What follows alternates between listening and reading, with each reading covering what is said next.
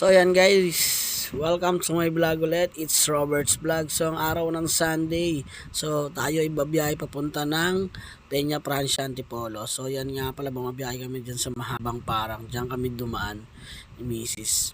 Angono. Mabilis lang ang biyahe dyan guys dahil wala kayong traffic na dadaanan. And then dumaan nga pala kami dyan mamaya dadaan kami dyan ng simbahan para bumili ng bracelet ng bata. So makikita nyo guys, napakaganda ng daan dyan, no? Diba? Walang ka-traffic. Wala pang isang oras guys, nasa Peña Francia, Antipolo na kami.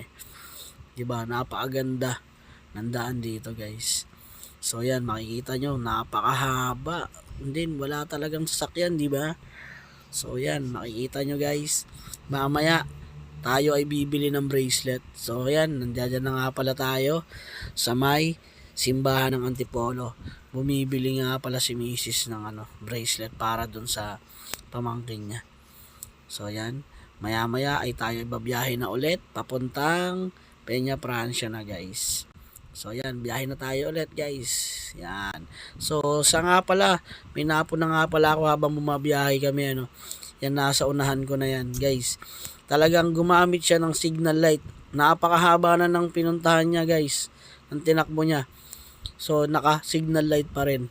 So, mali yun guys. Kailangan pag nagamit mo na yung signal light mo, patayin mo na rin kasi maraming na-aksidente sa maling paggamit ng signal light.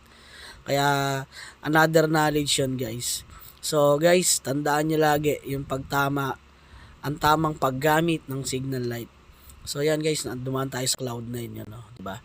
Malapit na tayo, maya-maya ay nasa Peña Francia na tayo. Wala kaming isang oras nga pala guys na bumiyahe dahil napakabilis, and then Sunday pa ngayon, di ba?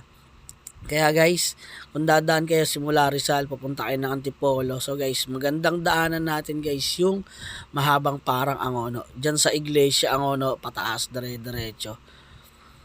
So, napaka-smooth yung biyahe namin diyan. Si Mrs. nga pala yung taga-video natin diyan guys. Then yan nga pala guys, so malapit na tayo.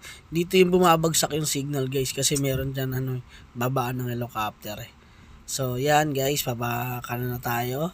Maya maya ay nasa Peña Francia na tayo guys. So lagi tayong ride safe dapat. Lagi tayong mag-iingat sa pagdadrive, sa paggamit ng signal light. So kailangan laging nasa tama.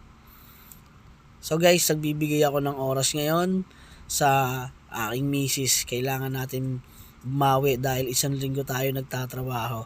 So yan nga pala, malapit na kami. So yan na, konti na lang guys.